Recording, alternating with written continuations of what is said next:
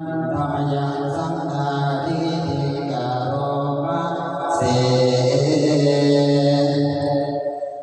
สัทธัมมาโชสุปฏิปันติกุณาธิโยโตพระสงฆ์ที่เกิดโดยพระสัทธรรมประกอบด้วยคุณมีความปฏิบัติดีเป็นต้นโยธาภิโตอริยปุคคลสังฆติโตเป็นหมู่แห่งพระอริยบุคคลอันประเสริฐแก่จำพวกศีลาธิธรรมปวาราตยังกายจิตโตเป็นกายและจิตอันอาศัยธรรมมีที่เป็นต้นอันบวรวันธามหังตปริยานกนาสุสุธาข้าพเจ้าไว้หมู่แห่งพระอริยเจ้าเหล่านั้นอันบริสุทธิ์ด้วยดีสังโฆโยสัพพปานินังตระนังเทวมุตตปาพระสงฆ์หมู่ใดเป็นตระนาอันเกษมสูงสุดของสัตว์ทั้งหลายตาติยานุตติฐานาวันทามิตังสิรินา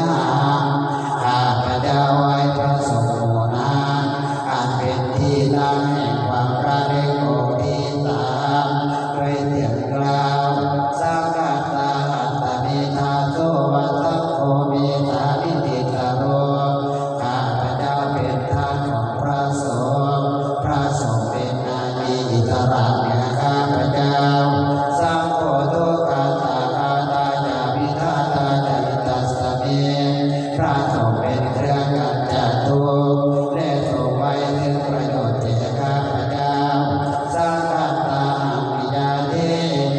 สาวิรังชีวิตังทิตังข้าพเจ้ามอบไปถวายชีวิตนี้แด่พระส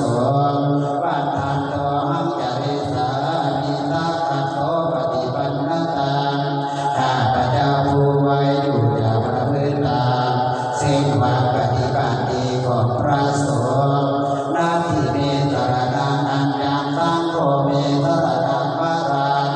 สรณะอื่นของข้าพเจ้าไม่มีพระสงฆ์เป็นสรณะอันประเสริฐของข้าพเจ้า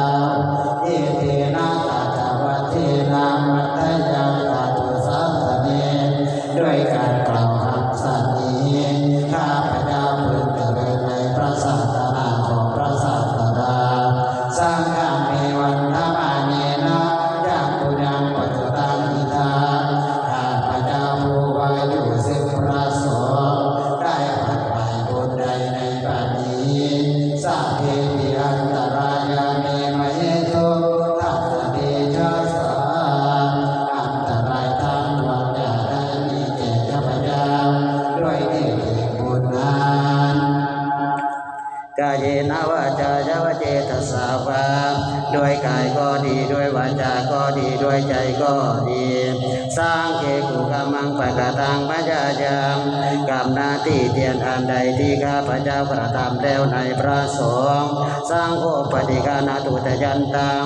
ขอพระสงฆ์จงงดซึ่งตัวดวงเกินอันนานกาลันตะเรสวริตุงบัสสังเขเพื่อการสำรวมระวังในพระสงฆ์ในการต่อไป